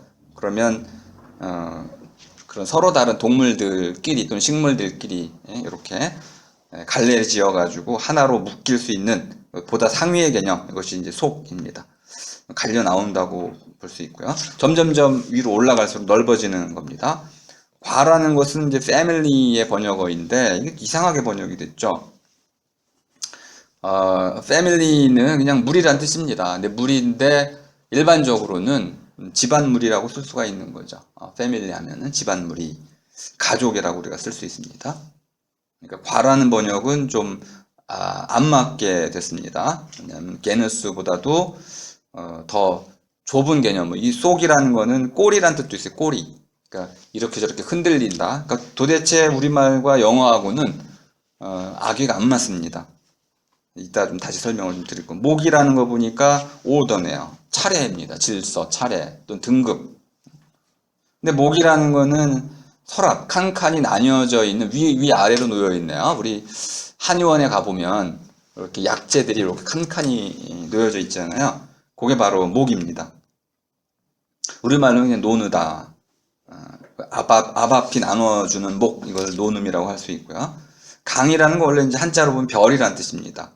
여러 개를 한꺼번에 걸어 잡는 줄, 이것이 강이죠. 강이라는 건 줄이라는 뜻인데요. 클래스는 모둠이라는 뜻입니다. 그 좀 이상하네요. 왜 줄이라고 번역을 했을까요? 다음에 아무는 문보다 작은 거, 서브를 붙인 거니까 그냥 문만 이해하시면 되겠네요. 문도 이상합니다. 디비전. 근데 이 한자를 잘 보면 문은 왼쪽 오른쪽 둘로 나뉘어져 있잖아요. 그러니까 디비전은 딱 맞습니다. 둘로 나뉜 것이죠. 그래서 둘 가름 이렇게 얘기할 수 있는데 우리가 이해하는 문은 열고 닫는 거죠. 한자로는 문은 이쪽 왼쪽 오른쪽이 나뉘어져 있는 걸 뜻하는 글자고요. 중국식 문은 이렇게 양쪽으로 나뉘어서 밀고 들어가는 거고 한국의 문은 올래 해가지고 밀고 나가거나 다시 닫거나 하는 여닫이인 거죠. 그러니까 문 자체가 달랐는데 한자로는 문 하니까 이쪽 저쪽이 나뉘어져 있는 것이 돼가지고 디비전을 번역할 때 뭐 적절한 번역어가 될 수도 있습니다. 메뉴는 킹덤. 이거 이제 개라고 번역했는데 킹덤은 뭐 우리 잘 알죠. 왕국입니다. 나라이죠. 그런 이상하게 아무튼 체계가 지금 안 서 있어요. 린네 분류법 체계는 그냥 외우는 수밖에 없을 정도로 뭐 분류가 좀 엉터리라는 걸 알 수 있습니다. 그럼 린네는 왜 이렇게 했을까요? 린네는 기본적으로 C라는 개념을 가지고 모든 생명을 구분할 때 잡종교배해가지고 유전이 되냐 안 되냐 이걸 기준으로 삼았어요. 둘이 결혼했을 때 애를 낳을 수 있느냐 없느냐 낳으면 같은 종, 같은 씨, 못 낳으면 다른 씨 이렇게 구분을 해서 결국 맨 밑에 있는 스피시스가 가장 중요한 구분법이라는 걸 알 수 있습니다. 이거에 따라서 이제 우리 하라리가 구분해 주는 걸 쭉 보니까 오스트랄로피테쿠스는 호모란 말이 안 붙어 있습니다. 그러면 사람이란 뜻일까 아닐까요? 이게 사람입니다. 뭐 유인원이라고 할 수 있는 어쨌든 사람이라고 볼 수 있고요. 그 뒤엔 전부 호모가 붙어 있네요. 그러면은 이런 식의 구분법은 지금 하라리가 사피엔스에서 전체적으로 말하려고 하는 바는 사람이라는 이 종은 사피엔스 한 종만 있는 게 아니었다. 여러 종이 있었다. 지금도 그렇다라는 거예요. 근데 지금 나열해 놓은 걸 쭉 보면은 과연 이것을 우리가 이런 의미의 종과 속의 차이로 이해할 수 있는 것인지 좀 의문스럽습니다. 린네 구분법엔 맞지 않아서 그렇습니다.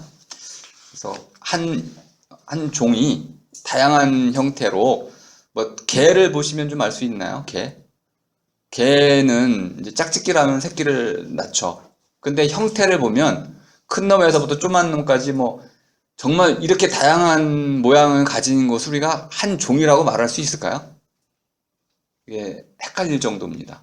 그러면 그러니까 린네는 기본적으로 교배해가지고 새끼를 낳으면 같은 종으로 본다는 거예요. 그러면 이제 우리가 린네 이제 분류법에 대해서 한번 의문을 제기해 볼 필요가 있습니다. 그럼 나중에 뭐 어떤 생명체하고 사람하고 잡종교배했더니 외계인하고 했더니 새끼를 낳았다. 그러면 그것도 한 종이라고 볼 거냐? 근본적인 문제 제기가 가능한데요.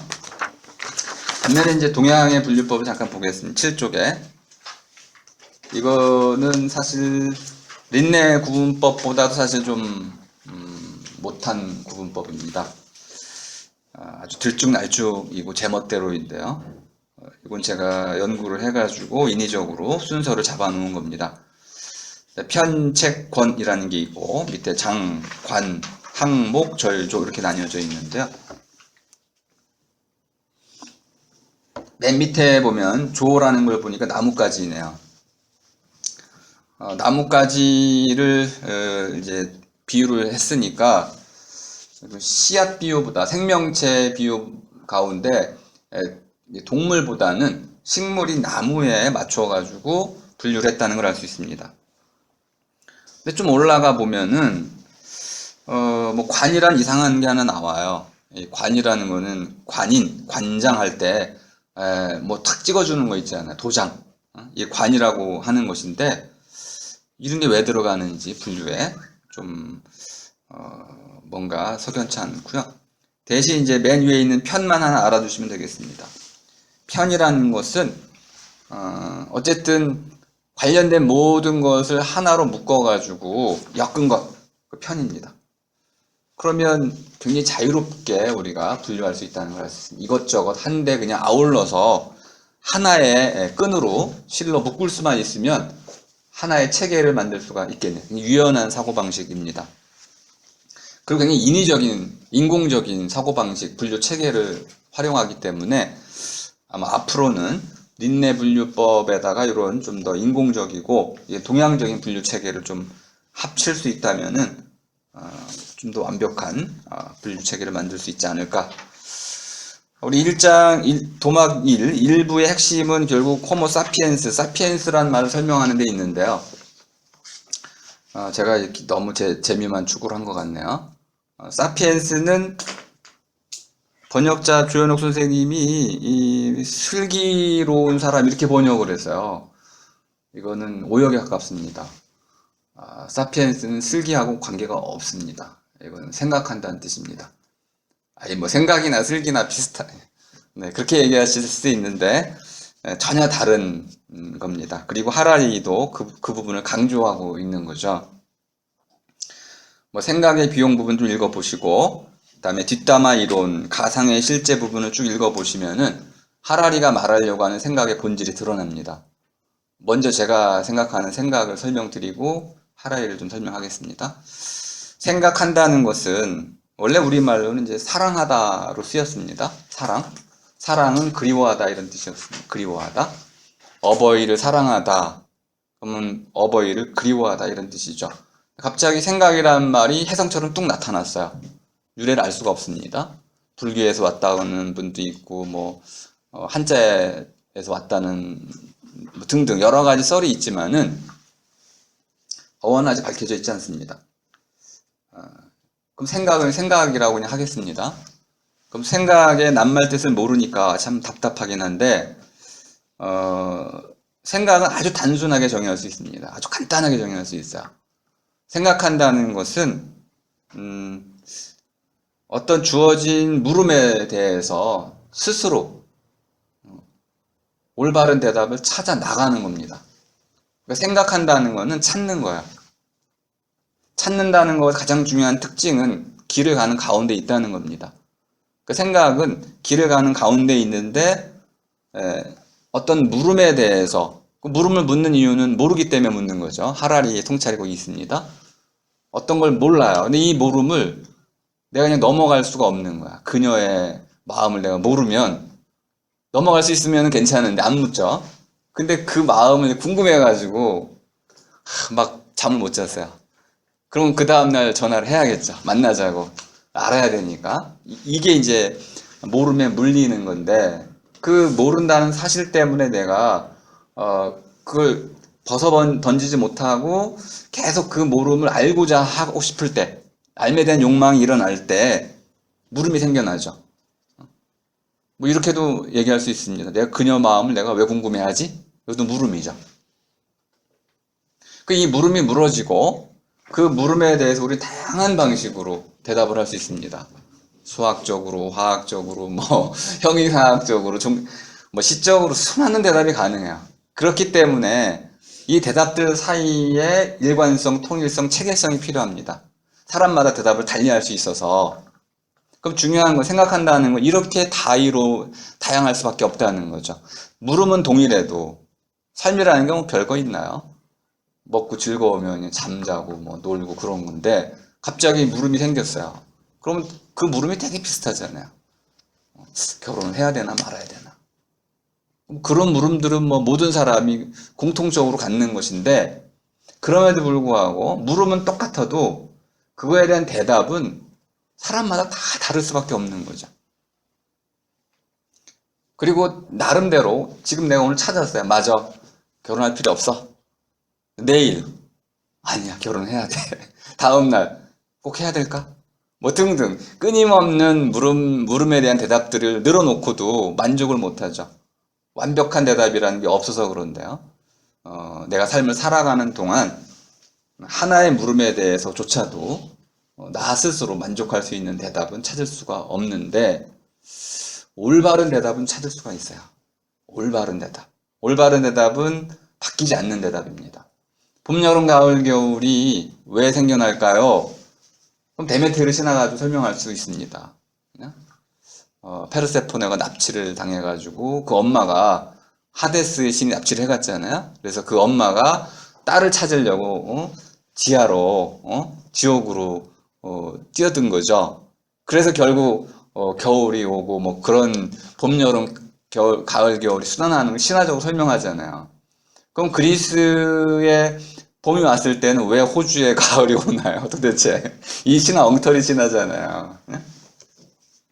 이 대답은 신화적으로는 만족스럽지 모르겠지만은 지역에 따라서 또 사람마다 전혀 그 만족도가 달라질 수밖에 없고 일반적이거나 보편성, 객관성을 갖고 있지 못합니다.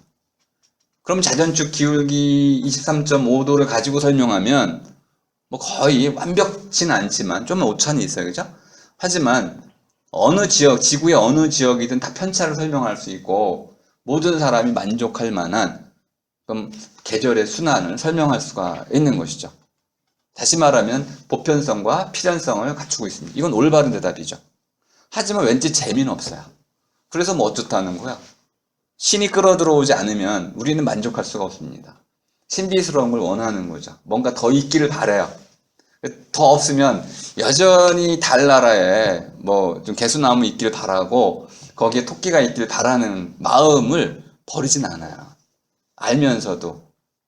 그러면 이제 이 사람이 이중적인 마음, 이것이 왜 생겨나는지를 하라리가 설명하려고 하는 겁니다. 그 생각한다는 것이 이면이 있다는 거예요. 올바른 대답을 찾아 나가는 측면이 있고, 또 하나는 무엇인가 거기다 의미, 내가 원하는 그런 대답을 더 씌우고 싶은 거야. 그걸 가상의 실제라고 표현하고 있거나, 또는 하라리 표현이 이제 픽션이었는데, 번역이 좀 잘못됐습니다. 허구라고 번역이 됐는데 픽션은 허구가 아닙니다. 한국에서 다 허구라고 번역을 하고 있죠. 근데 픽션은 만들어진 것, 만들어낸 것 이런 뜻입니다. 파케레에서 만들어낸 것. 영화를 만들어냈잖아요. 꾸며내기도 하고 뭐 거짓말을 가지고 들어오기도 합니다. 하지만 거짓말로 뭐 제가 좋아하는 뭐 스타트랙 이런 걸 좀 설명하자면은 그러면 그 하나의 허구적인 가상적인 이야기를 가지고 와서 영화를 찍어서 보여주면 사람들이 그걸 보고 빠져들죠. 그러니까 만들어낸 것이란 뜻입니다. 그 안에는 허구적인 것도 있고 또 어떤 실제적인 것도 있고 우리의 상상의 산물인 것도 있고 의미도 부여되어 있고, 그러니까 뭐라고 말할 수는 없지만은 우리 삶을 통째로 그 안으로 몰입시킬 수 있는 어떤 요소가 있는 거예요.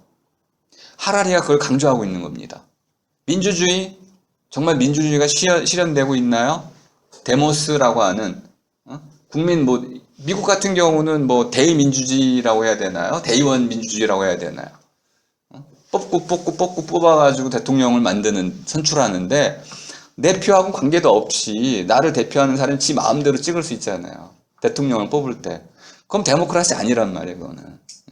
그런데 미국 사람들은 자기들이 데모크라시를 실현하고 있다고 자부심을 갖고 있잖아요. 이런 걸 얘기하는 거야. 미국은 전 세계를 리드하는 선진국가다. 이런 걸 자부심을 갖고 있잖아요.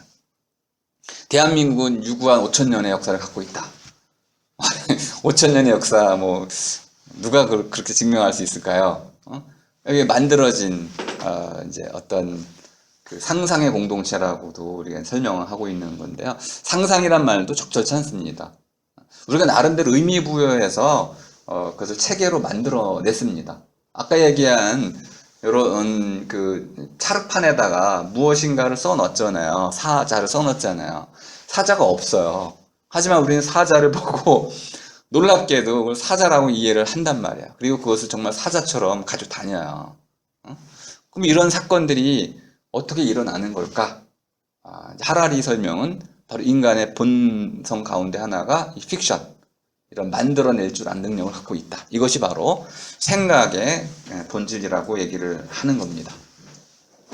뭐 뒷담화 얘기도 재미가 있고 한데요. 뒷담화 얘기는 하라리가 조금 잘못 쓰고 있는 부분입니다. 의사소통 이론에서 뒷담화는 고부간의 갈등이 주로 뒷담화입니다. 이 뒷담화를 노골적으로 말하면은 관계가 파탄나요. 시어머니 얘기를 이제 건너들었어요. 시어머니가 뭐 며느리 욕을 막 했죠, 그죠? 우리 며느리는 뭐 저렇게 뭐 선물도 뭐 생색내기로 돈도 안 주고 뭐 이렇게 얘기를 했어요. 돌고 돌아서 들어왔는데 며느리가 시어머니 앞에 딱 가가지고 어머니, 어떻게 그렇게 말씀하실 수가 있어요? 제가 돈 언제 얼마 주고 쭉 얘기를 했어요. 그럼 진실을 얘기한 거죠, 그죠? 자기 들은 대로. 그럼 그 시어머니와 며느리는 이제 완전히 갈라서게 됩니다. 그러니까 뒷담화 이론은 한편으로는 우리에게 이렇게 주어진 스트레스를 푸는 하나의 창구. 말하자면 의사소통이 정상적으로 이루어지지 않아가지고 음성적으로 펼쳐지는 또 다른 탈출구로서의 의사소통 방식을 얘기하는 것이지, 인간의 이러한 사피엔스, 생각하는 힘의 핵심을 나타내는 용어가 아닌데, 하라리가 아주 묘하게 사피엔스, 생각하는 힘의 핵심으로 뒷담화라는 것을 끌고 들어왔습니다. 이건 좀 억지스러운 부분이 있죠. 그리고 뭐 제 유튜브 동영상을 보시면 아시겠지만은 뇌의 진화 과정에 대해서 하라리가 아주 잘못 알고 있었습니다. 뇌의 진화 과정은 이미 설명이 다 되어 있었고, 성의 풍속사 이런 것들을 보시기만 해도 뇌가 어떻게 진화해 왔는지 이미 다 증명이 되어 있고 한데, 그런 부분들을 이제 잘 모르고 뇌가 왜 이렇게 진화해 왔는지 모르겠다 이렇게 얘기한다든지, 또는 인류가 정말 총명해졌는지 모르겠다, 이건 헛소리죠. 사실은 이렇게 엄청난 문명을 발전시켜 왔고, 이 문명이 뭐 지금 21세기에 이제 다 완성된 게 아니고 8만 년 전부터 쭉 지속되어 온, 뭐 이어져 온 것이기 때문에 어느 한순간도 인간이 총명하지 않은 적이 없었어요. 그런데 인간의 총명이, 지혜가 한 발자국도 더 발전하지 않았다, 수렵 채집 때보다, 이렇게 얘기하는 거는 아주 엉뚱한 진단. 뭐 여러 가지로 뭔가 모르지만은 잘 나가다가 한두 군데서 잘못된 주장들을 좀 하고 있었습니다. 자, 도막 2로 제가 한 1시간 반 정도, 거의 다 됐네 벌써. 농업혁명 부분은 여러분들도 뭐 읽어보시면 그렇게 어려운 부분은 아니었습니다. 일단 이제 농사를 지었던 작물들을 보면 여기 지금 쌀이 좀 빠져 있죠. 우리 경기 강화도에 탄화미라는 곳이 있습니다. 그게 BC 3000년쯤 돼요. 그러면은 이제 한반도에서 지금부터 5000년 전에 쌀 농사를 졌다는 거네요. 그러면 이런 것들은 좀 조사가 좀 더 필요했겠죠. 지금 전적으로 보면은 유럽 중심으로만 조사를 하고 유럽 중심에서 모든 문명이 발생되고 퍼져나갔다는 문명 전파서를 바탕으로 하고 있습니다. 하지만 한반도를 비롯해서 우리 동북아, 다음에 이제 그 홍산옥, 홍산 문명, 흑피옥 등등 이런 새로운 문명이 많이 발굴이 됐기 때문에 이런 것들을 참고한다면은 하라리의 주장들은 아주 많은 부분에서 수정이 필요할 것이라고 봅니다. 이렇게 농사를 짓는 작물의 이 그 가지수만 보더라도 너무 연구가 좀 빈약했다는 걸 좀 알 수 있고요. 또 이 부분은 아주 잘못된 추론을 너무 많이 하고 있습니다. 예를 들어서 진화론 모델을 택하고 있는데 현재의 진화론은 다윈식 진화론은 전혀 아닌 겁니다. 진화론에도 여러 종류가 있는데 특히 이제 사회 진화론이라든지 이런 걸 받아들이고 있어서 용불용설도 지금 되살아나고 있거든요. 그러니까 지금 현재의 진화는 생물 영역에만 일어나는 건 아니고요. 경찰 제도라든지 행정 이런 데서 진화론이 이제 언급이 되고 있고요. 또 이제 문명 전체에서도 이제 진화론을 얘기하고 있기 때문에 진화론은 이제 보편 범주로 이해가 됩니다. 근데 이제 생물학적 진화로만 가지고 쓰니까 이렇게 설명이 되는 거예요. 사치 부분 설명할 때 예를 들어서 생물학적으로 내 몸이 오늘 살기 위해서는 한 줌의 쌀이면 되겠죠. 근데 내가 한 줌의 쌀 말고 뭐 커피도 마시고 책도 읽고 자동차도 읽고 뭐 이러면 너 쓸데없는 거 왜 이렇게 많이 갖고 있니? 사치라는 거예요. 그러니까 생물학적 관점에서는 분명히 한 줌의 쌀을 넘어서는 모든 게 사치다. 불필요한 것이다 라고 말할 수 있지만은 사람의 삶이란 관점으로 돌아오면요. 반드시 필수품들이잖아요. 냉장고가 이제 뭐 사치품인가요? 지금 필수품이잖아요. 그러면 우리의 삶의 형태가 바뀌면서 사치라는 개념도 시대를 이제 통해 가지고 새롭게 정의되는 것이고 더 나아가서 분수라는 개념을 사용해야 됩니다. 사치를 쓸 때는 야, 너 뭐 맨날 돈도 없이 빚쟁이 빚에 허덕이는 주제에 무슨 뭐 새 차를 뽑아 사치죠 이런 거는 사실 사치라고 할 수도 없는데 사치라는 것은 배불리 말하는 식으로 보자면 과시적 소비입니다. 불필요한 소비가 아니고 한편에서는 과시를 목적으로 하는 소비. 그래서 긍정적인 면도 있다고 분명히 말할 수 있는데요. 사치에 덫이란 이 대목은 하라리가 지나치게 협소한 사치에 대한 정의를 통해 가지고 인류의 발전 과정을 좀 폄하하고 있습니다. 그리고 농업혁명이 가축에게 고통을 안겨주었다는 이런 진단도 잘못된 진단입니다. 오늘날 이제 그 가축의 산업화라는 측면에서 보자면 맞죠. 21세기는 맞아요. 이런 면이 있습니다. 하지만 21세기의 아파트에 들어와 있는 반려견들을 보면 그렇지 않습니다. 또 다른 면이 있는 거고 또 산업시대까지만 하더라도 20세기까지만 해도 뭐 지금 인도만 가더라도 소가 이렇게 고통을 받고 있나요? 그 지역마다 좀 다르고요. 심지어 농경사회에서의 소나 가축들은요 그냥 가족이었습니다. 그러니까 그런 동물 가축들에게 고통을 주는 그런 인간은 없는 거죠. 그래서 완전히 이거는 현대의 아주 이런 그 기업적 축산이라고 말하는 이 부분을 너무 과거로 대입을 시켰기 때문에 적용 자체가 좀 무리한 것이다, 잘못된 것이라고 좀 볼 수 있습니다. 다음에 이제 농업혁명의 결실 이 부분도 이런 부분들은 제가 추천해드리고 싶은 책은 공감의 시대라는 책입니다. 이 공감의 시대라는 책을 읽으면 하라리의 이런 진단들은 좀 천박하다는 걸 알 수 있습니다. 과연 인간의 본질이 뭘까요? 진화론적으로 본다면은 이기심으로 많이 정의가 됩니다. 하지만 제러미 리프킨의 시각으로 본다면은 공감의 관점으로 볼 수 있다는 거야. 이때 말하는 공감은 이제 엠파시인데요. 뭐 엠퍼시, 컴패션, 심파시 좀 구분이 되는 용어지만은 기본적으로 엠퍼시라는 것은 미루어 느낀다는 뜻입니다. 역지사지예요. 그러면 기본적인 개념이 뭐냐면 충서의 개념 또는 우리 황금률이라고 하는 것이죠. 내가 하기 싫은 걸 남에게 시키지 마라. 사람까지는 아닌데 기본적으로 상대에 대한 깊은 이해 그리고 배려 그리고 그걸 통해 가지고 서로 공유하는 이런 삶에 가족이 다 그런 거 아닌가요? 친구가 그렇고 공동체가 그렇고 인간은 갈등과 투쟁을 벌여오지만은 그거에 못지않게 더 근본적으로는 친구가 되고 싶어 하잖아요.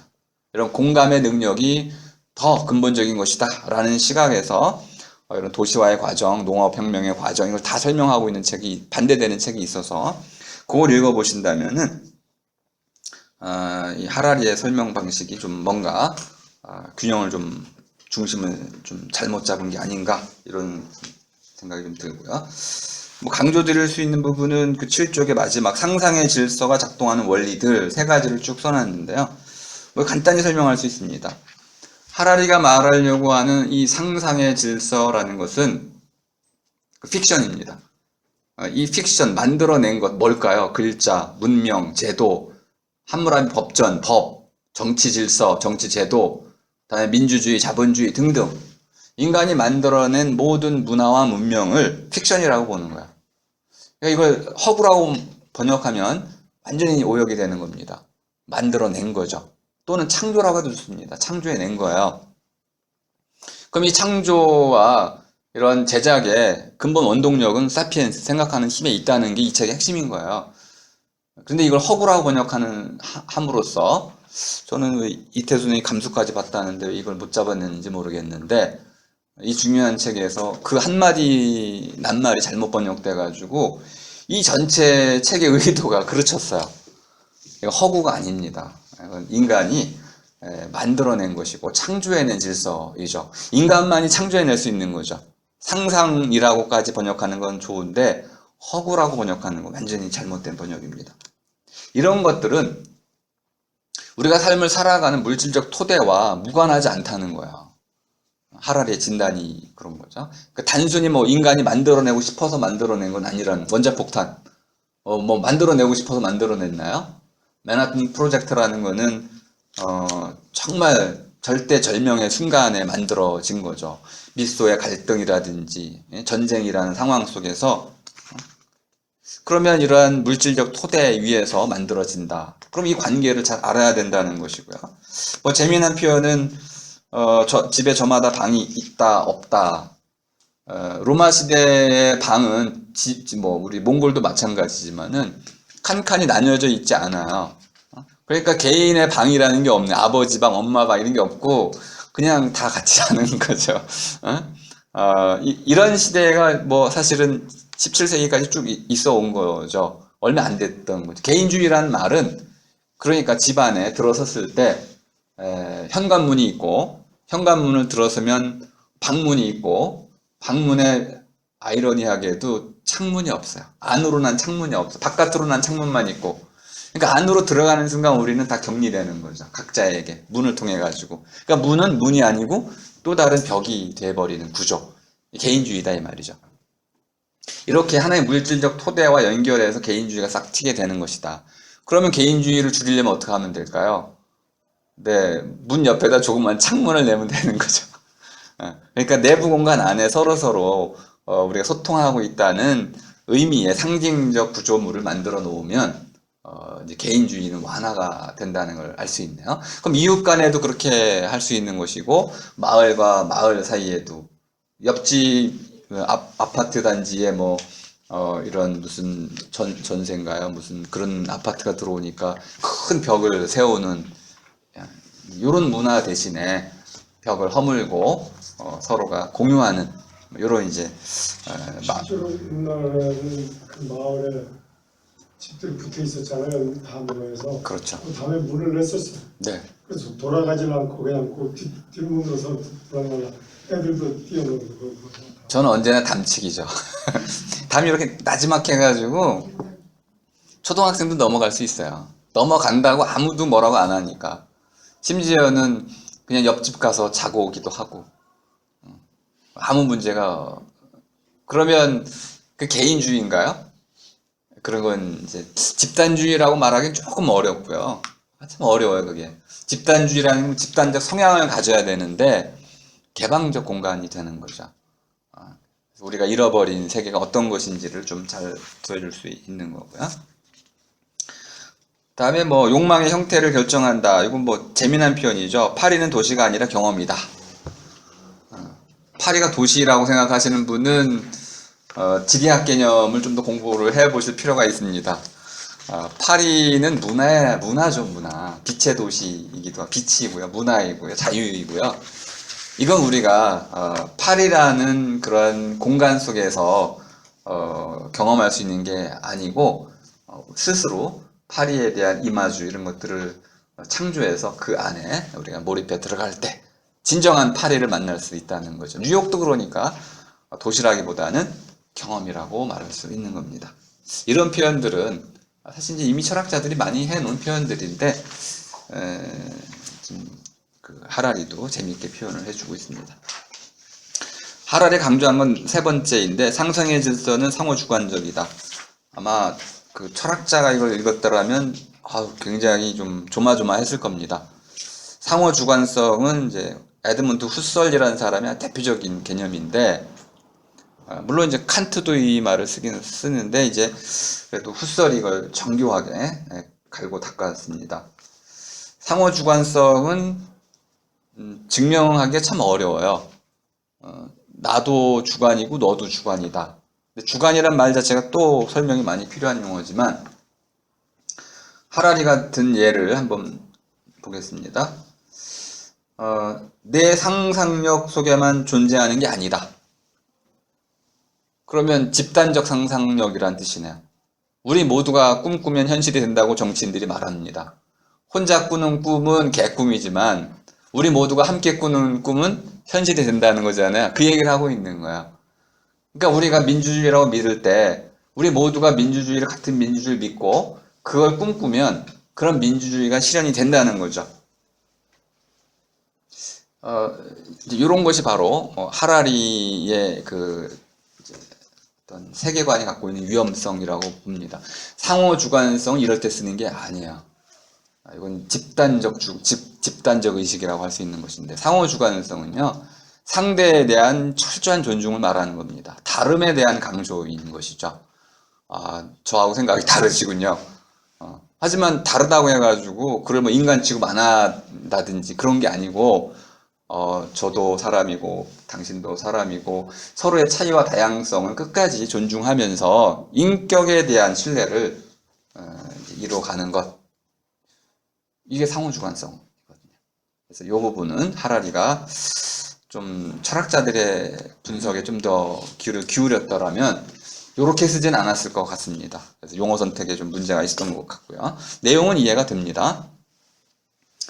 다음에 이제 도막상, 이 하라리는 역사학자예요. 그런데 이렇게 결론을 맺고 있죠. 역사의 정의는 없다. 제가 이제 없는가라고 물음표로 바꿨는데요. 역사의 정의가 없나요? 우리는 대개 이렇게 얘기합니다. 역사가 심판할 것이다. 그런 역사에 정의가 있기를 바라는 마음이 있는 거죠.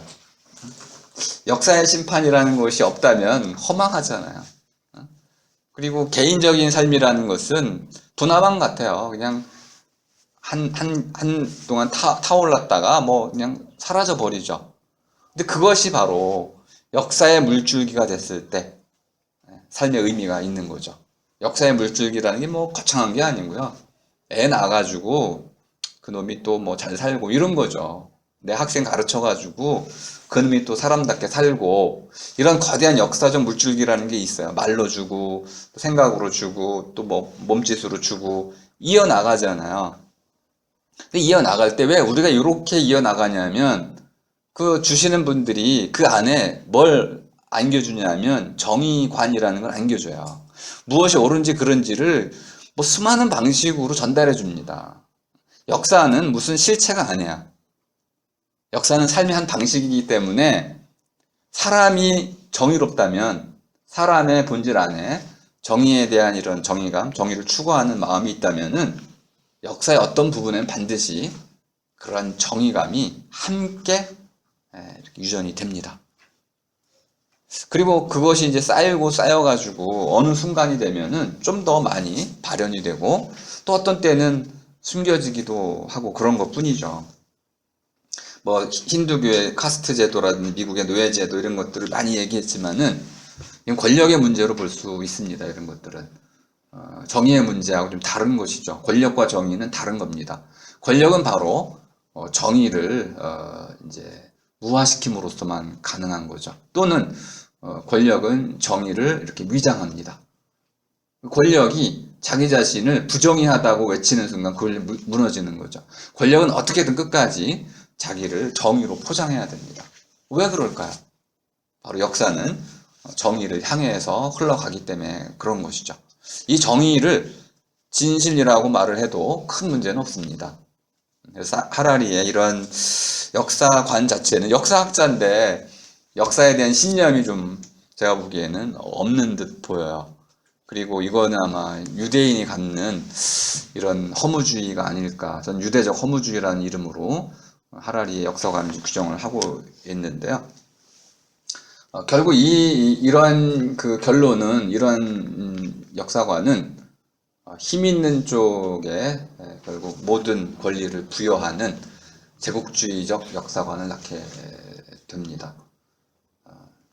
물론 그것도 하나의 역사관일 수 있는데요. 우리가 나치라든지 이런 역사관을 살펴봤을 때 그것이 가져다 줄 이제 그 폐해라는 것은 상상을 초월하는 것이기 때문에 이런 역사관은 우리가 좀 아주 신랄하게 비판을 하고 좀 더 건전하고 올바른 정의로운 역사관을 우리가 좀 만들어 가야 되지 않을까. 특히 이제 뒤에 나오는 이제 제국주의에 관한 하라리의 주장들은 한결같이 뭐 제국주의가 좋은 점도 있고 나쁜 점도 두 가지 다 있다는 거예요. 그래서 나쁜 점을 말하려면 한없이 말할 수 있고 좋은 점을 말하려도 한없이 말할 수 있는데 역사의 정의가 어딨냐? 현실이지. 이런 관점을 택하고 있어요. 이런 관점은 아주 위험한 관점입니다. 사실과도 다르고요. 제국주의는 사악합니다.